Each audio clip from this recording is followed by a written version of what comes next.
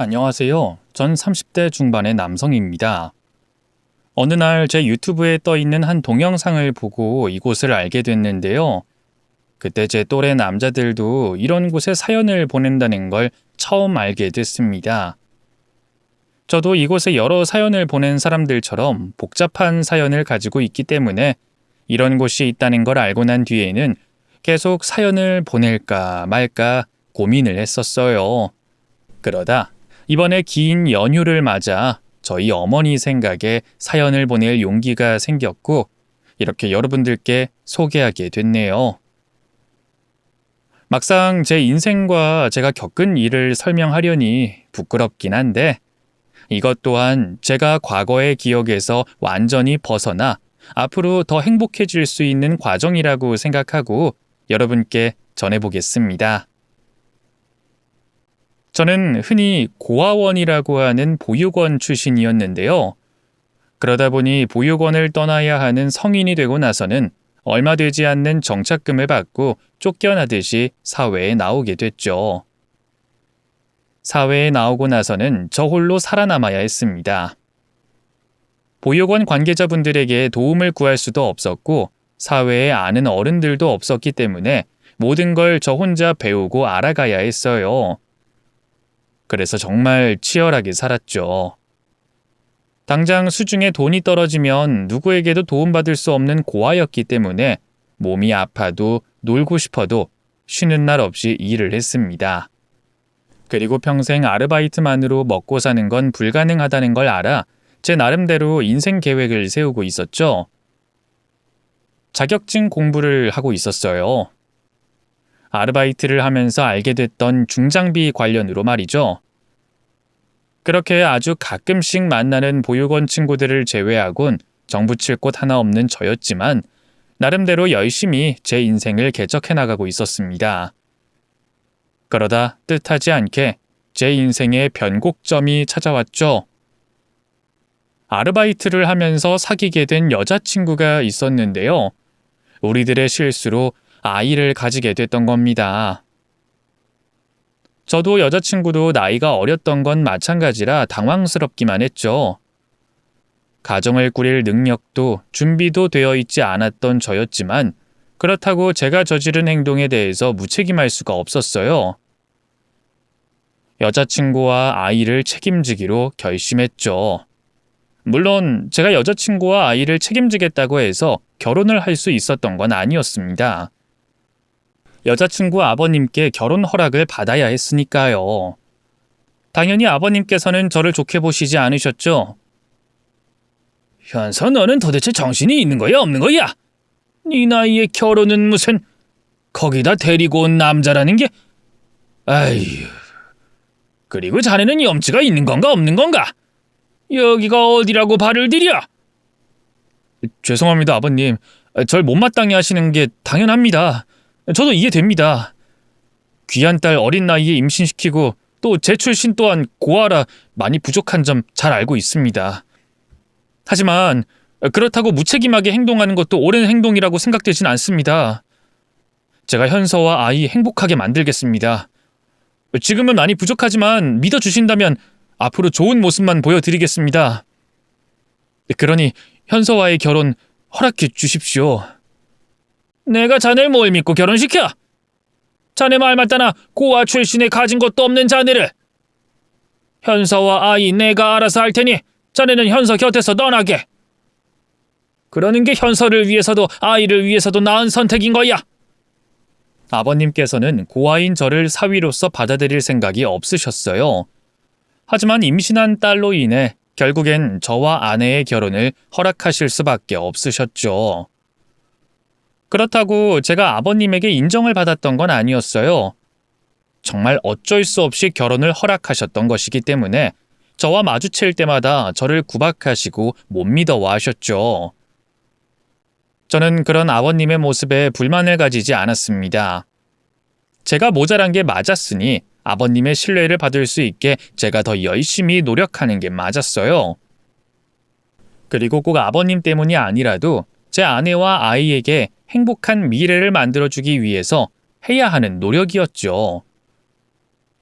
결혼 이후 정말 부단히도 노력했습니다. 아이를 가진 아내를 챙기면서도 더 나은 환경을 위해 더 많은 돈을 벌기 위해 열심히 일을 했죠. 그러면서도 계속 준비하고 있던 자격증 시험도 손에서 놓지 않았어요. 그리고 그동안의 노력과 가장으로서의 제 몫을 하고자 하는 의지 덕분에 자격증 시험에 합격할 수 있었죠. 자격증 시험을 합격한 뒤 전문 기사로서 일을 시작하면서부터 경제적인 부분에서는 숨통이 트일 수 있었습니다. 많은 돈은 아니었지만 아르바이트를 하던 때에 비하면 큰 돈을 벌었고 안정적이었죠. 그런데 전에 비하면 큰 돈을 가져다 주는데도 불구하고 살림살이는 눈에 띄게 좋아지지 않았어요. 또 아내의 바가지는 더 심해지고 있었습니다. 태어난 아이에게 모든 좋은 걸로 해주고 싶었는지 말이죠. 여보, 그 카드값이 연달아 너무 많이 나오는데 할부로 살 게 이렇게 많았어? 그거 전부 정연이 거야. 거기에서 생활비는 얼마 되지도 않는다니까? 근데 그 태어난 지 얼마 안 된 아이한테 이런 것들이 다 필요해? 요즘 다른 집들도 다 이 정도는 사. 제일 예민하고 약할 때 쓰는 물건인데 좋은 걸 써야지. 솔직히 그것들도 내 성엔 안 차. 우리 정연이 제일 좋은 것들로 사주고 좋은 것들만 보여주고 싶은데 그러기엔 당신이 벌어오는 돈이 너무 적다고. 이 집만 해도 그래. 집이 작아서 우리 먹는 음식 할 때 우리 정연이가 온갖 냄새를 맡게 되잖아. 집이 오래돼서 그런가 정연이가 기침도 많이 하고. 그래서 말인데 당신 저녁엔 일 못해? 아니면 예전에 하던 아르바이트라도 하면서 우리 정연이한테 조금이라도 빨리 좋은 환경 만들어주면 안 될까? 아내가 한 말에 저는 일을 마치고 저녁에 할 수 있는 아르바이트를 일하게 됐습니다. 그땐 제가 그렇게 행동하는 게 맞다고 판단했어요. 가족들을 위해서라면 말이죠. 그렇게까지 열심히 살면서 집도 조금씩 넓혀가고 아내와 정연이에게도 더 나은 환경을 만들어주고 있었습니다만 여전히 아버님께서는 저를 사위로서 인정하지 않으셨습니다. 다른 집 사위들과 저를 비교하시면서 말이죠. 그러다 제가 사위로서 역할을 톡톡히 해내고 아버님께 인정받는 일이 생겼습니다. 아버님께서는 평소에 술도 많이 하시고 음식도 많이 드시는 편이었는데 그 때문인지 간이 원래도 좋지 않으셨어요. 간경화로 치료를 받고 계셨죠. 그런데도 그놈의 술을 끊지 못하셨습니다. 이전보다는 적게 드시고 계셨지만 한 잔의 반주라도 꼭 매일 드셨어요. 또 이전보다 술을 적게 마시게 되자 이런저런 군것질거리를 많이 드셨죠. 그것들 또한 간경화에 좋은 건 아니었어요. 결국은 상태가 악화돼 이뇨제를 먹어도 복수가 금방 차오르고 황달 증상과 함께 간 수치가 높아져 간 이식 수술을 해야 하는 급한 상황에 놓이게 됐습니다. 그런데 한시가 바쁜 그때 아내와 처남의 태도가 좀 이상했어요. 슬금슬금 제 눈치를 보면서 간 이식 관련 검사를 받겠다고 하지 않는 겁니다. 그러면서 저에게 이식 수술을 해달라고 부탁하더라고요. 아무래도 당신이 아빠 간 이식 수술을 우리들 대신에 해줬으면 좋겠어. 내가 수술 받으면 아빠는 누가 돌봐? 그리고 정연이 누가 돌보고? 나야 상관없긴 한데 처남은? 혹시 모르니까 처남도 같이 검사는 받아봐야 하는 거 아니야? 처남 취업 준비 중이라 수술할 여유도 되잖아. 현식이는 왜 끌어들이고 그래? 얘야말로 정말 중요한 시기에 있는데 지금 수술하고 회복하면 취업 준비와 공부는 언제 해? 수술하고 나서 몸 나을 때까지 기다리고 컨디션 회복하면 취업할 시기 다 놓치지. 그리고 얘 요즘에 일도 하잖아. 현식이는 안 돼. 근데 당신 설마 우리 아빠한테 간 내주는 게 싫어서 그래? 그냥 알겠다고 하면 될걸 왜 현식이까지 끌어들여? 난 생활비 때문에 그러지. 아버님 수술 받으시면 몸 나을 때까지 생활비가 필요하실 텐데 지금 처남 상황으론 생활비 감당하는 게 불가능하잖아. 그리고 우리 생활비도 그렇고 수술하고 회복하는데 얼마 걸리지 않는다고 해도 한동안은 무리해서 일하면 안 된다고 하니까 그럼 지금 내가 벌어오는 만큼 우리에게 필요한 만큼 돈 벌려면 시간이 꽤 걸릴 수밖에 없어. 그래도 괜찮겠어? 그거야 당연하지. 당신 몸 회복하는 동안은 내가 생활비 아껴 쓸게. 그럼 알겠어. 그래도 혹시 모르니까 당신이랑 처남도 준비는 해. 나 이식 수술에 부적합하다고 나오면 두 사람 중에 한 명이 해야 하니까. 저는 정말 상관없었어요. 오히려 돈 문제가 되지 않는다면 제가 아버님 간 이식 수술의 공여자가 되고 싶었죠. 제가 고아로 자란 탓에 가족에 대한 남다른 애정이 있었으니까요. 비록 아버님께서 저를 사위로서 인정하지 않으셨다고 해도 아버님께서는 이 세상에 둘도 없는 제 장인어른이셨고 제 가족이었으니 제 간을 내어드리는 게 당연하다고 생각했습니다. 그래서 전혀 개의치 않고 검사를 받았고 이상이 없다고 하자 간이식 수술을 하게 됐죠. 수술 자체는 크게 어려운 일이 아니었기 때문에 고생이라고 할 것이 없었어요. 수술 후가 좀 불편할 뿐이었죠. 장기의 일부를 절제하다 보니 이전같이 생활하기엔 무리가 있었거든요. 그렇다고 일상생활을 못할 정도는 아니었기 때문에 제 몸을 잘 관리하며 회복해 나갔습니다. 아버님께서는 앓고 있으셨던 간 상태와 연세 때문에 회복이 더디긴 하셨지만 천천히 몸을 회복하셨죠. 그리고 그 수술 덕분에 제게 냉랭한 태도를 보이셨던 아버님께서는 제게 고마워하시며 절 사위로 인정해 주셨습니다. 저로서는 당연히 해야 할 일을 했을 뿐인데 아버님을 살릴 수도 있었고 사위로서 신뢰도 얻게 되는 일거양득의 일이 됐죠. 그렇게 아버님의 신뢰까지 얻게 되며 이제 정말 걱정거리 없는 삶을 살게 될 줄 알았습니다. 한 5년 동안은 그런 삶을 살기도 했었죠. 그런데 아내가 문제였어요. 그 당시 매달 작업량에 따라 편차는 있었지만 제 수입이 꽤 됐던 상황이었는데도 불구하고 아내가 계속해서 바가지를 긁고 있었거든요. 살림을 아내에게 맡기고 있어 정확한 지출 내역은 모르고 있었습니다만 제가 벌어오는 것에 비해 살림살이가 나아지고 있다는 느낌을 받지 못했어요. 아직 학교에 다니지 않은 아이에게 큰 돈이 들어갈 일은 없었으니 뭔가 문제가 있다고 생각했죠. 도대체 어디에서 돈이 이렇게 줄줄 새고 있나 알아보기 위해 아내 몰래 움직이게 됐습니다. 아내에게 물어봤자 솔직히 말할 것 같지 않아서 말이죠. 통장에서 나가는 돈을 역추적하고 아내의 휴대폰을 확인해 본 결과 제가 벌어온 돈 대부분이 처남의 사업 자금과 함께 아내의 도박에 쓰인다는 걸 알게 됐어요. 그때까지 취업을 하지 못해 이것저것 기웃거리며 사업을 건드는 처남 일이야 뭐 한 가족이니까 그러려니 생각하고 이해해 줄 수 있었지만 아내의 도박은 그냥 넘어갈 수가 없는 일이었어요. 그래서 아내에게 이 문제를 물으려고 했죠. 그런데 제게 연락 온 한 통의 전화로 인해 다른 고민과 생각은 싹 다 잊어버리게 됐습니다. 제 친어머니께서 저에게 연락하셨거든요.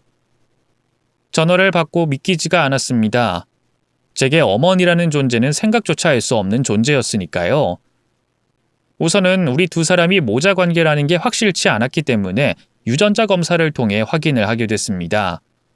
그리고 검사 결과 99.8%가 일치한다는 결과를 받게 됐어요.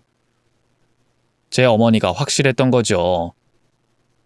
어머니라는 단어가 남들에겐 익숙한 단어겠지만 저에겐 낯선 단어였습니다. 단어뿐만 아니라 어머니라는 존재, 목소리, 날 대하고 부르는 태도와 호칭 등등 모두 낯설고 겪어보지 못한 경험들이었죠. 그런데 그때 처음으로 그 경험을 해보게 된 거예요. 평생 기대하지 않았던 내 핏줄을 찾았다는 생각에 더없이 기쁘기도 했지만 동시에 이제까지 홀로 살아오며 겪었던 일들로 인해 어머니에 대한 원망도 떠올랐습니다. 어머니를 만나자마자 원망을 쏟아내게 됐죠. 그런데 어머니께서도 나름의 이유가 있으셨습니다. 제가 살아있다는 걸 한참 뒤에나 알게 되셨거든요. 어머니께서는 어린 나이에 결혼하시고 절 낳으셨다고 해요.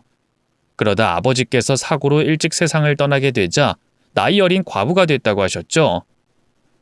외할머니께서는 아직 한창 때인 어머니를 그렇게 두고 보실 수 없으셨던 것 같습니다.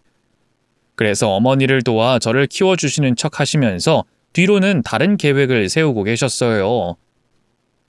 어머니께서 새 출발을 할 수 있게 저를 떼어 놓으려고 하신 거죠. 하지만 모성애가 강하셨던 어머니를 보고는 말로 설득이 되지 않겠다는 걸 아시곤 사고로 제가 죽었다고 어머니를 속이신 거예요. 외할머니께서는 저를 보육원 앞에 놔두고 왔고요. 어머니의 가족들까지 모두 똘똘 뭉쳐서 한 거짓말에 어머니께서는 속으실 수밖에 없었습니다.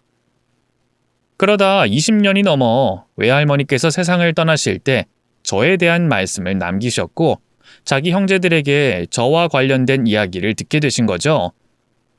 그런데 저를 보육원에 두고 온 외할머니께서 돌아가시게 되며 저를 어느 보육원에 두고 왔는지를 알 수가 없게 됐던 겁니다.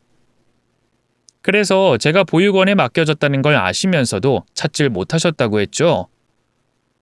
그러다 언 30년 가까이 되어 외할머니께서 저를 보육원에 데려다 놨다던 기억과 같은 기억을 가지고 있는 보육원 원장 선생님을 찾으셨고 수소문 끝에 절 찾았던 거였습니다. 그 이야기를 듣고 나니 어머니를 원망할 수 없었어요. 자식 잃은 슬픔으로 살아온 어머니께서는 저에 대한 미안함으로 그때까지 혼자서 살아오셨거든요. 어쩌면 결혼을 한 저보다 더 외롭게 살아오셨던 분이셨습니다. 오히려 제가 어머니를 찾지 못한 것에 대한 미안함이 생겼었죠. 더 이상 서로 미안하다고 말하는 건 시간 낭비였어요. 이제라도 만나게 된 것에 감사하며 못다한 모자 간의 인연을 이어가는 게 중요했죠. 그런데 아내는 제 앞에 나타난 어머니를 불편해하고 수상하게 생각했습니다. 아내 입장에서는 시어머니라는 존재가 생겼으니 불편했겠죠.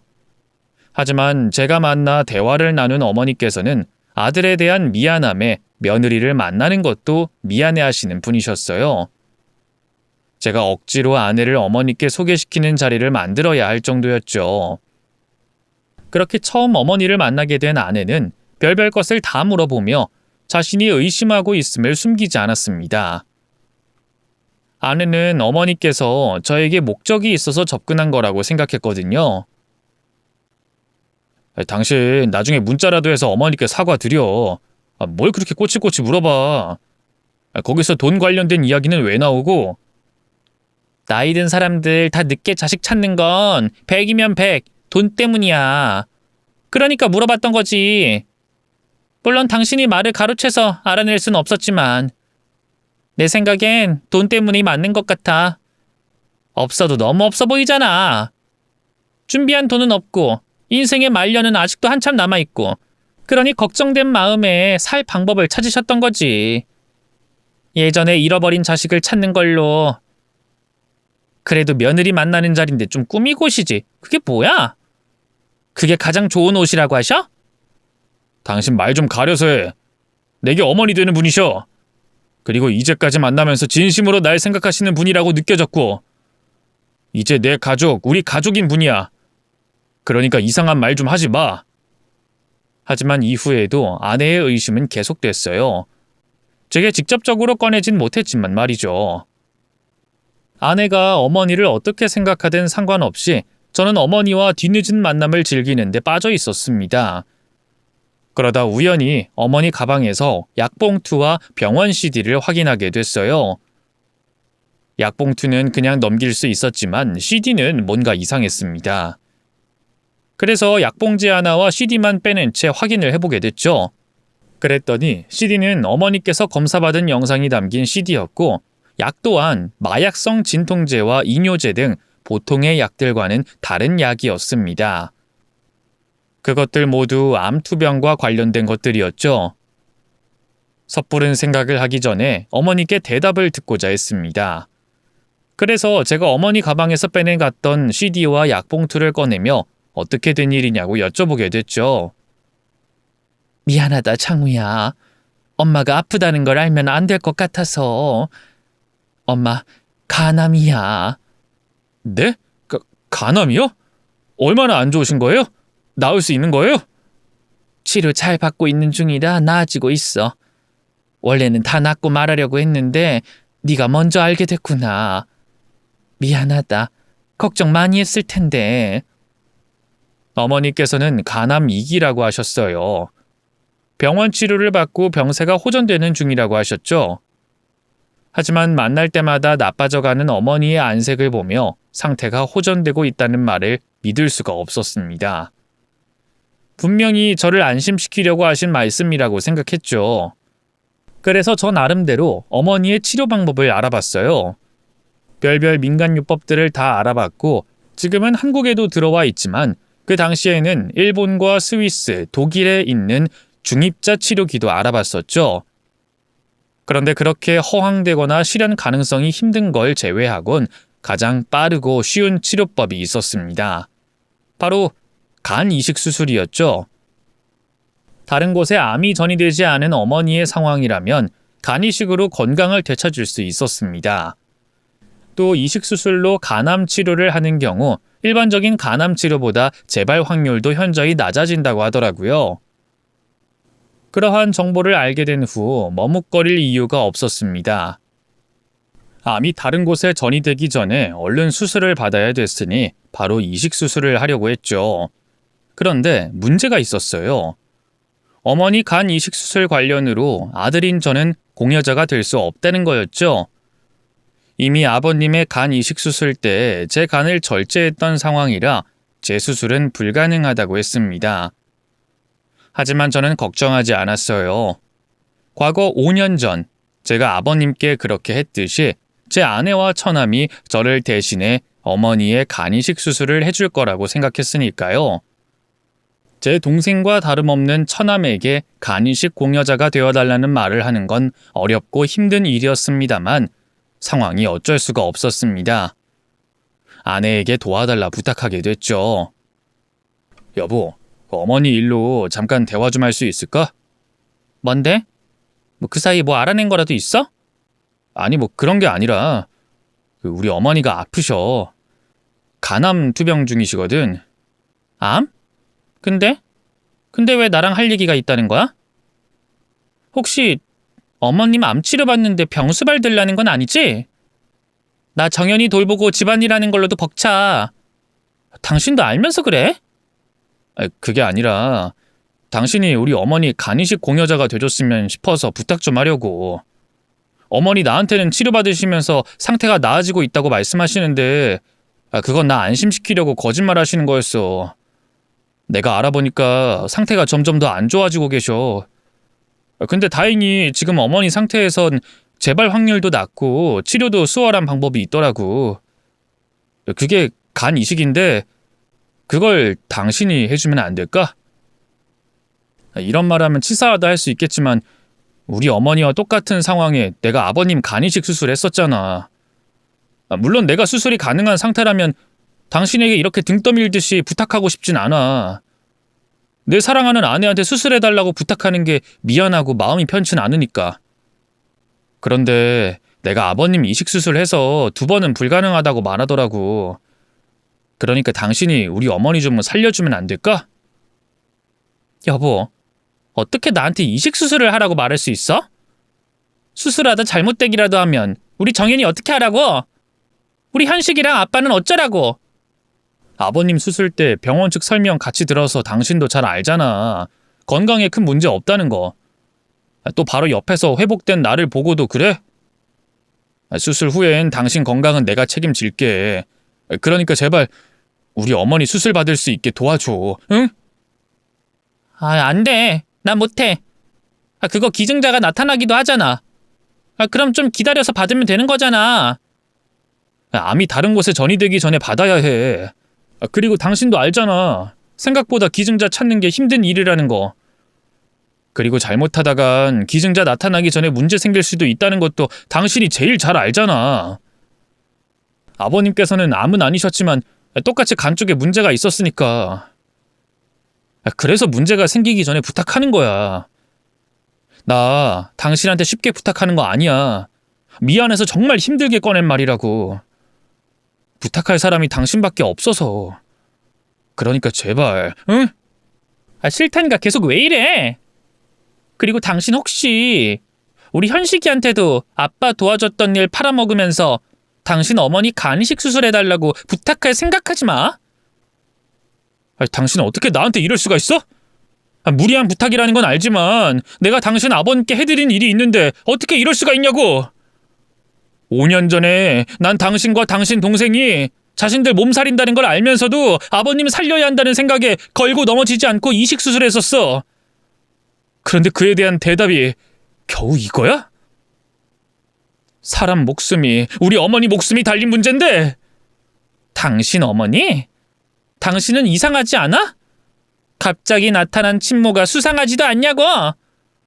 처음엔 바라는 거 없는 것처럼 보였지만 결국엔 뭐야? 지금 자기 살기 위해서 간 내놓으라는 거 아니야? 당신한테 간 바라고 의도적으로 찾아온 거 아니냐고? 어머니 간이식 관련으로는 아무것도 모르셔. 내가 나서서 하는 거라고. 그리고 그런 의도로 날 찾아오셨다고 해도 상관없어. 날 낳아주신 어머니야. 그런 어머니께 내 간 내어드릴 수 있다고. 그럼 당신 간을 줘. 왜 나보고 내 동생 보고 간을 달라고 하는 거야? 그래, 뭐 나랑 현식이가 간 줬다고 치자. 우리한테 돌아온 게 뭐가 있는데? 쥐뿔 가진 것도 없이 보이는 당신 엄마한테 우리가 뭘 받는데? 아무것도 없잖아. 그런데 우리 보고 장기를 떼어주라고? 장난해? 내 엄마도 아닌데 내가 해주겠냐? 그럼 나는 당신 아버님께 뭘 받을 생각으로 수술대에 올랐어? 내 선택으로 아버님께서 건강 되찾으셨는데 당신도 똑같이 도와주면 안 돼? 안 돼. 그리고 당신이 우리 아빠에게 왜 받은 게 없어? 당신 못마땅게 하시던 아빠가 당신 사위로 인정하셨잖아. 고아인 당신이 그토록 바라던 가족이 생기게 된 거잖아. 근데 나는 내가 당신 엄마한테 기증해서 며느리로 인정받으면 뭐가 좋은데? 갑자기 생긴 시엄마를 살려서 뒤늦게 시집살이라도 하라는 거야? 뭐? 당신 정말... 끝까지 이악 물고 거절하는 아내를 보면서 이제까지 어머니 일로 바빠 잊고 있었던 아내에 대한 불만이 터지듯 쏟아지기 시작했습니다. 제가 벌어온 돈을 가지고 도박과 처남을 돕는 데 썼던 일들을 말이죠. 그럼 지금까지 당신이 빼돌린 내 돈값이라도 해. 내가 모르고 있는 줄 알아? 당신이 도박하고 당신 동생한테 돈 빌려주고 있다는 거 다 알아. 그러니까 내 돈 갚을 능력 없고 아버님 이식 수술에 대한 빚을 갚겠다면 이식 수술 하겠다고 말해.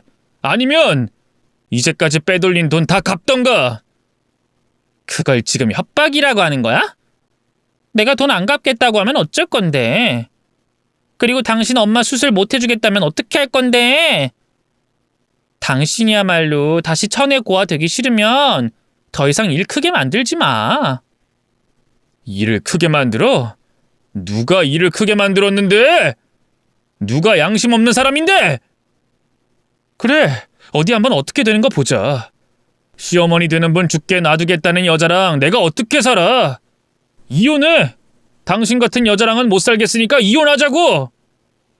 이후 처남에게도 전화를 걸어 저희 어머니 사정을 설명하고 부탁해봤지만 자기 누나와 똑같이 나왔어요. 제게 도움받았던 일은 새까맣게 까먹고 자기가 왜 자기 장기를 떼어줘야 하냐며 화를 내기까지 했죠. 그 누나의 그 동생이었어요. 두 사람에게 거절을 당하고 난 뒤에는 고민할 필요가 없었습니다. 아내와는 이혼을 선택하게 됐어요. 제가 벌어온 돈을 가지고 처남에게 주고 도박까지 한 증거가 있어서 아내와 이혼 소송을 할 수 있었죠. 이 세상에서 제 가족이 가장 소중했지만 자신들의 가족만 가족으로 생각하는 사람들과는 더 이상 살 수 없었으니까요. 그런데 그때 저와 아내의 이혼 소송을 듣게 되신 아버님께서 제게 찾아오셨습니다. 그리고 무릎을 꿇고 미안하다며 눈물을 보이셨죠. 아버님, 여긴 어떻게... 죄송합니다, 아버님. 어쩌다 보니 일이 이렇게 됐습니다. 처음 뵙고 약속드렸던 내용 지키지 못해서 정말 죄송합니다. 면목 없습니다. 그런 말 하지 말어. 면목 없는 사람은 되려 나지. 내가 오늘 자네에게 찾아온 건 자식 잘못 키운 죄로 자네한테 빌어야 할 것 같아서 왔네. 정말 미안하네. 자네가 내게 새 삶을 살 수 있도록 도와줬는데 돈 받는 아비의 그 자식놈들이 저러고 있으니 내가 두 녀석 생각을 고쳐먹게 하려고 해봤네만 어떻게 할 수가 없어. 그래서 이렇게 자네한테 빌려고 온 거야. 미안하네, 미안해. 내 심정 같아선 내가 죽더라도 자네에게 받은 간을 돌려주고 싶어. 내가 죄인일세, 죄인이야. 아버님께서는 죄송하기만 했습니다. 자신의 잘못도 아닌 상황, 제 앞에 무릎까지 꿇고 눈물을 보이셨으니까요. 제가 할 수 있는 거라곤 아버님 잘못이 아니라고 말씀드리는 것밖에 없었죠. 그렇게 아버님의 사과를 받고 난 이후에도 이혼 소송은 계속됐습니다. 도박빚과 아이 때문에 이혼하지 않으려고 했던 아내로 인해 시간이 걸리긴 했습니다만 그래도 결국엔 아내와 이혼할 수 있었어요. 또 정연이에 대한 양육권도 제가 가지고 올 수 있었죠. 아내와 이혼을 하고 난 이후에는 정신없이 바빴습니다. 일은 일대로 해야 됐고 아이도 신경 써야 했으니까요. 또 투병 생활 중이신 어머니께도 찾아가 봐야 했기 때문에 몸이 2개, 아니 3개여도 모자랄 상황이었어요.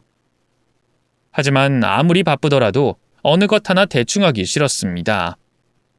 그래서 제 잠을 줄여가며 제 몸을 더 움직이며 일과 제 아들, 어머니까지 신경 쓰고 챙겼어요.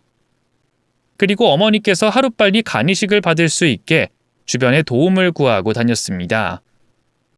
하지만 고아 출신으로 인간관계 대부분이 사회에서 맺어진 탓에 자기 장기를 내어줄 만큼의 깊은 관계를 맺은 사람이 없어 간이식 대상자를 찾는데 지체가 되고 있었죠.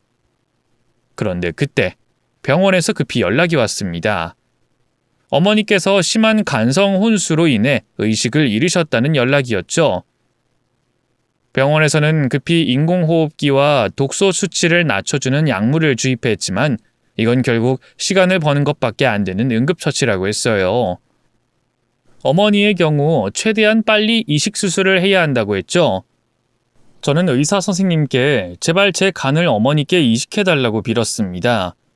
하지만 의사 선생님께서는 불가능한 일이라고 말씀하시며 공여자가 나올 때까지 기다려보자는 말씀만 하셨죠. 그때부터 제 전화기에 있는 모든 사람들에게 전화를 걸어 제발 부탁한다고 연락했어요. 죽어도 연락하기 싫었던 아내와 처남에게까지 전화를 걸어 애원을 했죠. 하지만 돌아오는 대답은 모두 다 같았습니다. 누구 한 명 자신의 간을 기증해주러 오겠다는 사람이 없었죠. 원하는 대답을 듣진 못했지만 그들의 입장을 이해했습니다. 제게 미안해하며 조금이라도 더 긴 변명을 하는 모습을 보며 저 사람들은 얼마나 난감한 상황일까 생각도 했었죠. 그런데 아내와 처남만큼은 이해해 줄 수 없었습니다. 그때 그 순간마저 두 사람은 조금도 미안하지 않다는 태도였거든요. 오히려 절 귀찮아하는 태도였죠. 당신이 어쩐 일이야? 나라면 치를 떨던 사람이? 부탁하려고 전화했어. 제발 우리 어머니께 간이식 좀 해줘. 어머니 정말 위험한 상태야. 이러다가 손도 써보지 못하고 돌아가시겠다고. 당신이 원하는 게 있으면 그게 뭐든 다 해줄 테니까 제발 우리 어머니 수술 받을 수 있게 도와줘. 또 그 소리야? 이제 내가 당신 전화 피해야 되겠다. 아니 부탁할 사람이 나밖에 없어? 그리고 나한테 말해봤자 소용없다는 거 몰라? 이제 우리 남남인데 당신 엄마가 죽든 말든 나랑 무슨 상관이야? 아유 정말 지겹다 지겨워.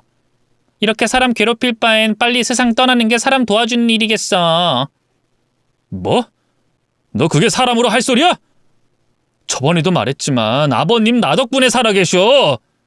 너 그리고 네 동생 놈도 피하던 수술 내가 들어갔기 때문에 아버님께서 살아계신다고. 그런데도 너라는 년은 정말. 그래서 어쩌라고. 그럼 당신도 그때 싫다고 하지 그랬어. 그리고 당신이 당신 엄마 상황을 우리 아빠한테 말했지. 그래서 아빠가 나랑 현식이 보고 욕하고 혼내신 거 맞지? 우리가 아빠한테 혼나면 간이라도 내줄 거라고 생각했니? 그래서 말했던 거야? 그래서 나한테 지금 전화한 거고? 그런 거라면 꿈깨. 나랑 현식이가 미쳤니? 앞으로 살 날이 얼마나 남았는데 내 간을 떼줘? 그것도 남남인 사람한테. 앞으로 우리 정연이 일 아니면 나한테 연락하지 마. 연락도 웬만하면 문자로 하고. 알겠어? 아내 스스로 말했던 것처럼 아내가 치가 떨리도록 싫었습니다. 이미 치가 떨리도록 실망을 했었죠. 그런데 더 실망할 게 남아있을 줄은 몰랐어요. 전화를 끊으면서 애초에 그 여자에게 전화를 한 제가 바보였다고 저 스스로를 탓하게 됐죠. 안 하는 것만 못하는 전화를 끝으로 더 이상의 시간 낭비를 할 수 없었어요. 어머니를 살릴 수 있는 또 다른 방법이 있는지 찾아야 했죠. 하지만 어머니께서는 제가 다른 방법을 찾기 전에 숨을 다하셨습니다. 이제 정말 어머니를 영영 잃어버리게 된 것이었죠. 후회되는 게 한두 가지가 아니었어요. 보육원을 나와 어머니를 찾지 않았던 행동, 아내를 만나게 됐던 그 선택, 또 아버님에게 제 간을 공유하기로 한 결정까지 어머니의 죽음 앞에 후회되는 일들이 너무 많았습니다. 하지만 그런 후회를 한들 모두 다 아무 소용이 없는 일들이었어요. 어머니께서 돌아가셨으니 말이죠. 아프신 어머니에게 아무것도 해드리지 못한 못난 아들이었지만 마지막 떠나시는 길만큼은 정성스럽게 보내드리고자 했습니다. 그래서 어머니의 시신을 옮기고 병실을 정리하며 장례를 치를 준비를 하게 됐죠. 그런데 그때 어머니 병실 서랍에서 여러 장의 서류들이 나왔어요.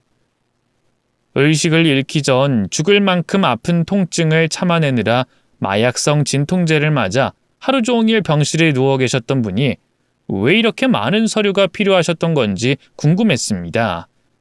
또 이 서류가 뭔가 싶었죠. 서랍에 흩어져 있는 많은 양의 서류를 확인하려고 꺼내봤는데 그때 바닥으로 편지 봉투가 떨어졌습니다. 바닥에 떨어진 편지 봉투를 열어 확인을 해보니 어머니께서 제게 남겨두신 유서였죠. 그 유서 내용을 찬찬히 훑어봤던 저는 오열을 하게 됐습니다. 이미 충분히 알고 있었지만 어머니께서 저에게 어떤 감정을 가지고 계신지 다시 한번 글로써 확인하게 됐으니까요. 그리고 편지 단락 마지막 부분에서 크게 놀라게 됐죠. 생각지도 못한 내용을 봤거든요. 어머니께서는 꽤 많은 재산을 가지고 계신 분이었습니다. 평생 저에 대한 죄책감으로 인해 자신이 번 돈을 쓰지 못하고 계셨죠. 또 언젠간 만나게 될 저를 위해서 돈을 불려오고 계셨어요. 이제까지 못한 부모 노릇을 해줘야 한다며 지금까지 부모 없이 많은 고생을 했을 저에게 새로운 삶을 보장해줘야 한다며 제게 자신이 모아온 재산을 모두 쓰시겠다는 생각으로 돈을 모으고 계셨습니다. 만약 저를 찾지 못하더라도 저와 같이 보육원 시설에서 자란 아이들이 잘 자랄 수 있길 바라는 마음에 기부하실 생각이셨죠. 그래서 수많은 적금 통장과 현찰, 월세가 나오고 있는 상가 건물까지 제가 평생 일해도 벌 수 없는 만큼의 재산을 가지고 계셨습니다. 그러다 간암으로 투병 생활을 하시게 됐고 그 와중에 저를 찾게 되셨던 거죠. 저를 만나신 다음에는 살고자 하는 의지를 더 강하게 가지셨고 힘든 치료를 잘 받고 계셨고요. 하지만 마음과 다르게 시간이 갈수록 병마를 이기지 못하겠다는 생각에 유서를 남겨놓으셨던 겁니다. 저를 위해 사용하겠다고 하신 자신의 재산을 저에게 유산으로 주신 거죠.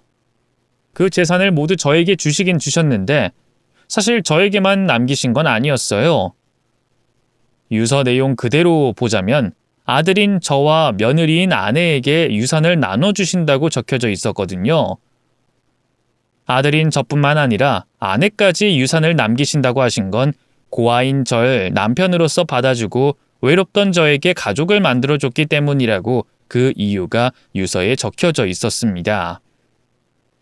어머니께서는 며느리인 사람이 자신을 의심한다는 걸 아시면서도 제 생각만 하셔서 아내가 남편을 위해 걱정하는 게 대견하다고 믿음직하게 보인다고 생각하셨어요. 자신이 며느리에게 의심받아 기분 나쁜 게 없으셨던 거죠. 그래서 며느리인 아내에게 고마워서 유산을 남겨주셨던 겁니다. 그 내용을 보면서 만감이 교차하더군요. 어머니께서 아내의 본심을 모르고 눈을 감으시게 돼서 다행이라는 생각과 동시에 배은망덕한 며느리를 보여드려서 너무 죄송했습니다. 다시 한 번 더 아내에 대한 분노와 배신감에 휩싸이게 됐죠. 그래서 어머니의 장례를 치르기 전 아내를 불렀습니다. 어머니께서 작성하신 유서를 아내에게 확인시켜주고자 말이죠. 아마 다들 저를 바보 같다고 생각하실 거예요. 왜 긁어 부스럼을 만드나 싶으시겠죠? 그 유서 내용대로라면 저희 어머니의 재산을 아내가 받게 됐으니까요. 하지만 그럴 일은 없었습니다. 그걸 모두 다 알고 아내를 불렀으니까요. 그리고 아내를 부른 건 그 여자에게 어머니의 본심과 자신이 땅을 치고 후회할 짓을 했다는 걸 알려주고 싶었기 때문입니다. 물론 아내를 어머니 장례식장까지 나오게 하는 건 생각보다 쉽지 않은 일이었어요. 내가 연락할 일 있으면 문자로 하라고 했지. 뭐야? 정연이 일이야? 아니면 또 당신 엄마 간이식 해달라 떼쓰려고 전화한 거야? 아니, 둘 다 아니야. 우리 어머니 오늘 돌아가셨어. 그래서 당신이 장례식장에 찾아와 줬으면 해서 연락했어. 뭐? 당신 뭐 충격에 머리가 어떻게 됐어? 내가 거길 왜 가? 내가 며느리도 아닌데. 그래도 잠시는 우리 어머니 며느리였잖아. 내 아내 정연이 엄마기도 하고. 그리고 어머니께서 의식을 잃으시기 전에 유서를 작성해 놓으셨는데 당신 이름이 적혀져 있어. 그러니까 와서 확인도 할 겸 와줘. 싫어. 귀찮게 뭐하러 가? 유서에 뭘 남겨준다고 나와 있으면 몰라도. 맞아. 어머니께서 당신 앞으로 남겨두신 재산이 있어. 그러니까 직접 와서 확인해. 뭐? 재산을 내 앞으로 남겨두셨다고? 왜? 아니, 그것보다 얼마나? 당신이 와서 확인하라는 정도면 꽤 큰 돈인가 보지? 뭐야? 그 노인네 돈이 좀 있었어? 어머, 이게 웬 횡재야? 알았어, 내가 지금 당장 갈게. 당신 지금 어디 있는데?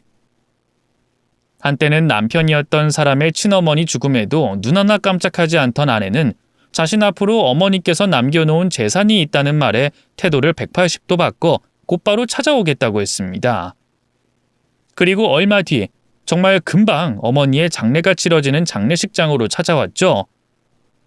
저밖에 없는 어머니 장례식장으로 들어온 아내는 오자마자 어머니 유서부터 찾았어요. 뭐야? 당신 알고 있었어? 당신 어머니한테 재산이 있었다는 걸. 얼마나 있던데? 아니, 얼마나 있길래 나한테도 나눠준다는 거야? 얼마가 있든 당신이 무슨 상관이 있어. 유서에 적힌 만큼만 받아가면 끝인데. 그리고 나도 어머니께 재산이 있는 줄 몰랐어. 병실 정리하다가 유서 발견하고 알게 됐거든. 설마 당신한테까지 유서를 남겨주셨을지는 더더욱 몰랐고. 자, 한번 읽어봐. 어머니 유서야. 재산이 있으면 있다고 말씀을 하시지. 그럼 내가 어머님 살아계시는 동안 며느리로서 대접 잘했을 거 아니야. 이것도 이런 상황에서 돈 받는다고 하니까 어머님께 죄송해지려고 하네. 마음에도 없는 소리 하지 말고 얼른 읽고 받아갈 유산이 얼마나 되는지 확인해. 당신이랑 빨리 마무리 짓고 어머니 장례식 치르려고 하니까. 어머니께서 유산을 남겼다는 말에 아내는 기분이 정말 좋아 보였습니다. 아까 전화를 할 때까지만 해도 저희 어머니를 노인네라고 말하던 사람이 어머님이라는 높임말까지 하고 있었죠. 들뜬 아내는 제 손에 있던 유서를 낚아채듯이 가져갔고 자신에게 유산을 남긴 부분만 읽으려고 하는지 눈알을 빠르게 굴리고 있었어요. 그 얼굴을 보고 있는데 돈귀신이 얼굴이 딱 저렇겠구나 싶더라고요. 탐욕스럽고 광기 어린 얼굴에 역겨울 정도였습니다. 그렇게 보기 싫은 표정을 짓고 유서를 읽고 있던 아내는 드디어 자기 유산과 관련된 부분을 찾았는지 얼굴에 놀람과 미소가 동시에 지어졌어요.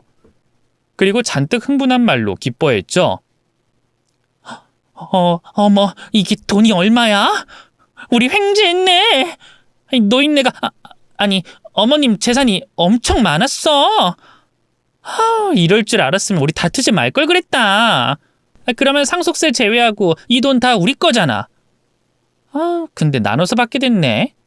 물론 이 돈도 큰 돈이긴 하지만. 내가 더 많이 받으니까 그게 아쉬워서 그렇겠지. 우리가 받는 유산이 반대였으면 당신 입에서 그런 소리 안 나오지. 안 그래? 어머니 유서 내용 다 확인했으면 이리 줘. 우리 어머니가 내게 남겨주신 편지니까 내가 소중히 보관해야 하거든. 그럼 그래야지.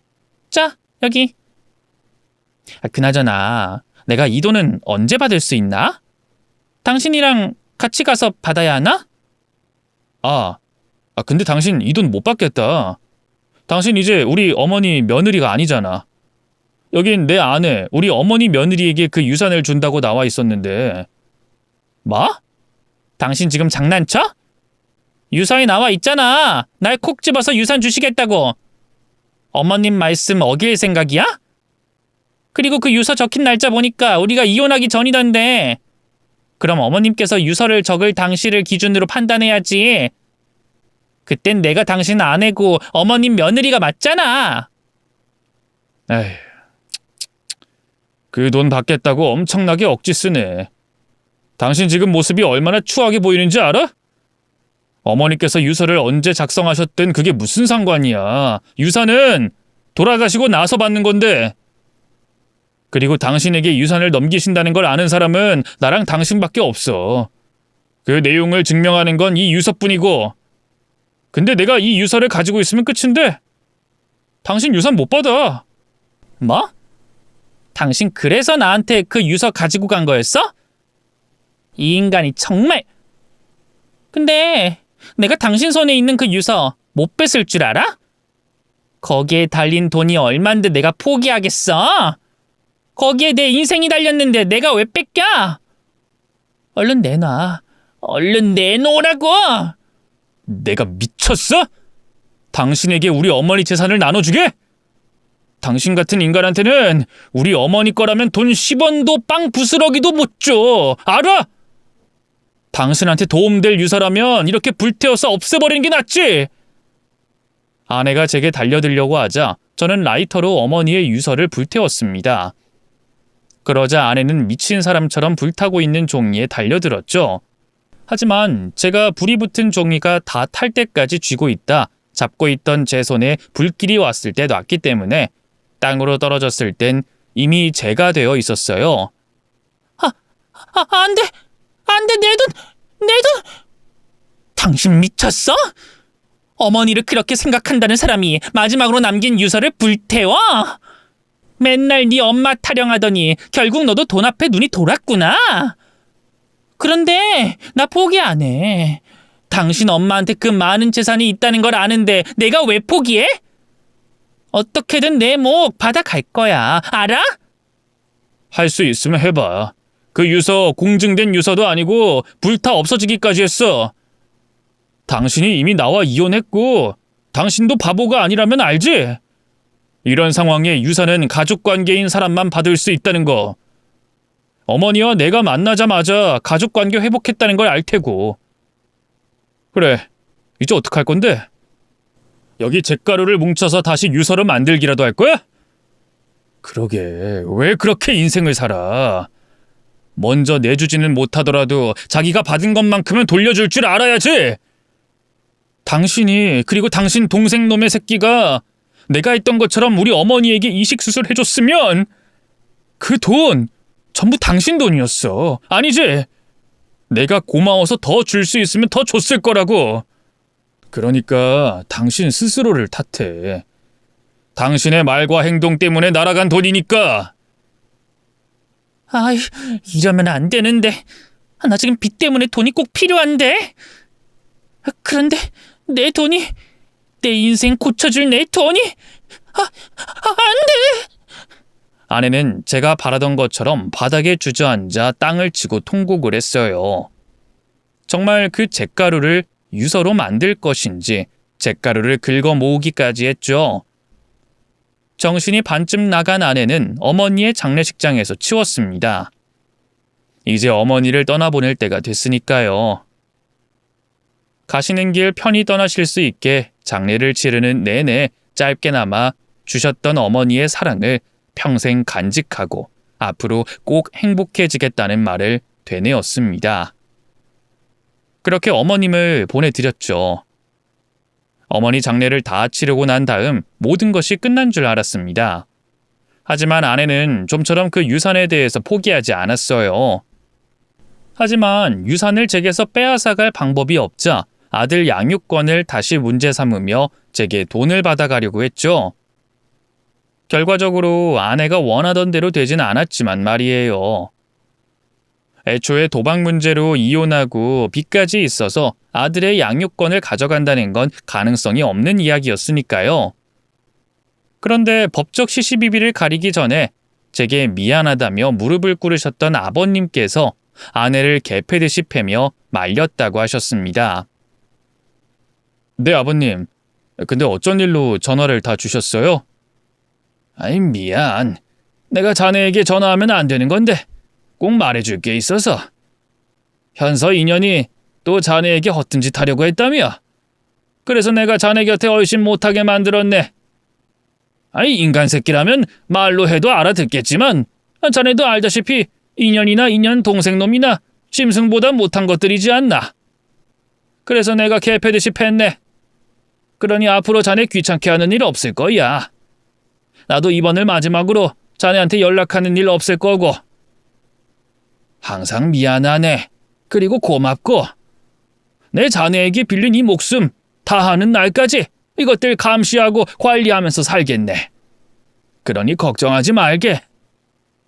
아버님 덕분에 귀찮은 일이 생기지 않았고 아내였던 여자를 신경 쓰지 않고 지낼 수 있었습니다. 아직도 어머니를 낫게 해드리지 못하고 떠나보내게 된 건 가슴 아프고 원통한 일로 제 가슴 속에 남아 있어요. 이 가슴 아픈 감정은 제가 죽는 날까지 계속되겠죠. 하지만 어머니께서 제가 슬퍼만 하고 제자리에 주저앉아 있길 바라지 않는다는 걸 알기에 어머니를 떠나보내고 난 다음부터 행복해지기 위해 정말 열심히 살았습니다. 어머니께서 남겨주신 유산과 사랑을 가지고 말이죠. 그래서 지금은 어머니께서 바라실 행복한 삶을 살고 있어요. 저와 아들, 그리고 아이에게 좋은 엄마가 되어주고 저에게 믿을 수 있는 동반자가 되어준 지금의 아내와 같이 말이죠. 앞으로도 저는 더 행복해질 거라고 믿고 있습니다. 저 스스로도 그러기 위해 노력할 거고 어머니께서도 하늘에서 저를 도와주실 테니까 말이죠. 어머니께서 행복하실 만큼 행복해지고 싶습니다. 그리고 행복해질 겁니다. 꼭 그럴 거예요. 여러분께서도 제가 더 행복해질 수 있길 바라주시고 여러분께서도 가족과 행복해지시는 삶을 사시길 바라겠습니다. 그럼 끝까지 시청해 주셔서 감사합니다.